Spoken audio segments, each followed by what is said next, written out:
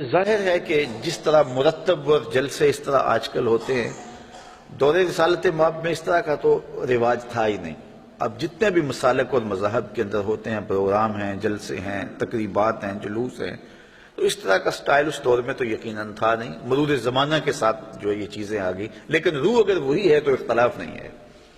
باقی اس عنوان سے بیٹھے ہوں، بات کی ہو، تو یہ صحیح احادیث سے ثابت ہے۔ حضرت امیر معاویہ رضی اللہ تعالیٰ عنہ کی مرویات سے ہے کہ حضور علیہ السلام مسجد نبوی میں تشریف لائے تو صحابہ بیٹھے ہوئے تھے، تو بیٹھ کر کے وہ ان کا باہمی کسی عنوان سے گفتگو کا، جلسے کا سٹائل تھا، بلکہ حدیث کے لفظ ہیں کہ حضور آئے تو فرمایا ما اجلسکم، تم کیوں بیٹھے ہوئے ہو، تمہارے اس جلوس کا، بیٹھنے کا، جلسے کا کیا مقصد ہے؟ تو صحابہ نے جو جواب دیا وہ سننے کے قابل ہے۔ انہوں نے کہا جلسنا نذکر اللہ و نحمدہ علی ما ہدانا للاسلام و من علینا بک، حضور ہمارے بیٹھنے کا مقصد یہ ہے کہ ہم اللہ کی حمد بول رہے ہیں، اس کی ثنا کر رہے ہیں، اس کا شکریہ ادا کر رہے ہیں اس بات پر کہ اس نے ہمیں ہدایت اسلام دی اور آپ کی صورت میں ہمارے اوپر کرم فرمایا، وَمَنَّ عَلَيْنَا بِكَ، آپ کی صورت میں ہمارے اوپر کرم کیا۔ اور اگر اس کو حضرت حسان بن ثابت کے لہجے میں دیکھنا چاہو تو ان کے صریح لفظ یہ ہیں مَنَّ عَلَيْنَا رَبُّنَا أَن بَعَثَ فِينَا مُحَمَّدًا صلی اللہ علیہ وسلم، ہمارے رب نے ہمارے اوپر احسان کیا ہے کہ محمد عربی عطا کر دی۔ اور اگر اس کا اردو میں منظوم ترجمہ چاہو تو یہی ترجمہ ہوگا فضل رب العلا، اور کیا چاہیے، مل گئے مصطفیٰ، اور کیا چاہیے۔ من علینا ربنا ام بعث فینا محمد، تو انہوں نے کہا کہ ہم اس پر اللہ کا شکریہ ادا کر رہے ہیں کہ اللہ نے آپ کی صورت میں ہمارے اوپر احسان کیا ہے۔ جب صحابہ نے یہ بات کہی تو حضور مسکرا کے گزر جاتے، کہتے کہ اچھا کام ہے، اور اگر اچھا نہیں تھا تو روک دیتے، لیکن حضور فرمایا کیا صحابہ تم اس بات پہ قسم اٹھا سکتے ہو کہ اسی لیے بیٹھے ہو؟ تو صحابہ کو حیرت تو ہوئی ہوگی کہ اس بات پر قسم لینے کا کیا مقصد ہے، لیکن حضور نے کہا تو انہوں نے برجستہ عرض کی حضور ہم اللہ کی قسم اٹھا کے کہتے ہیں اسی لیے بیٹھے ہو۔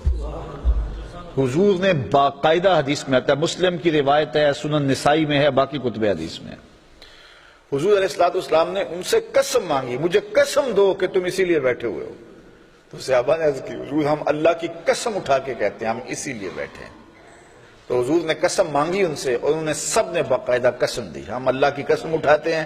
ہم اسی لیے بیٹھے ہیں کہ آپ کی صورت میں اللہ نے جو ہمارے اوپر انعام کیا ہے اس پر اللہ کا شکر ادا کر رہے ہیں۔ تو جب صحابہ سے باقاعدہ حضور نے قسم لے لی اور انہوں نے قسم دے دی تو حضور علیہ السلام نے فرمایا صحابہ میں تم سے جو قسم لی ہے وہ کسی تہمت کی بنیاد پر نہیں لی، کوئی شک نہیں تھا تمہارے قول کی صداقت پر کہ میں نے قسم سے تصدیق چاہی ہو، بلکہ ماجرا کچھ اور تھا، اور وہ کیا تھا کہ میں حجرے میں تھا، اتانی جبریل علیہ السلام، میرے پاس حضرت جبریل امین آئے، تم باہر بیٹھ کے مجلس کر رہے تھے اور میں حجرے میں بیٹھا ہوا تھا، اتانی جبریل علیہ السلام، اور میرے پاس جبریل امین آئے، فاخبرنی ان اللہ یباہی بکم الملائکہ، مجھے جبریل نے آ کے خبر دی اے صحابہ تمہارے اس عمل پر اللہ فرشتوں میں فخر کر رہا ہے،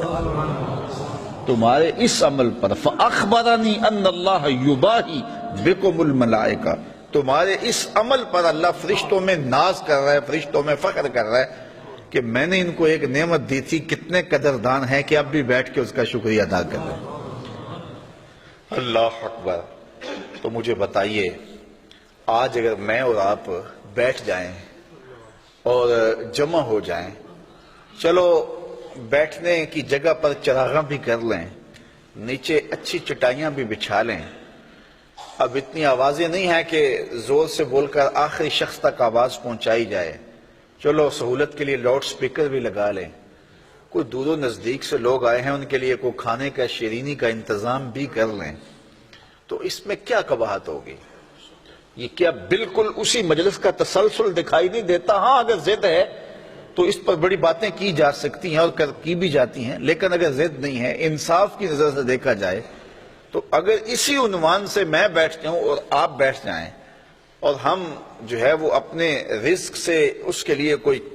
دوستوں کے لیے اہتمام بھی کھانے کا کر لیں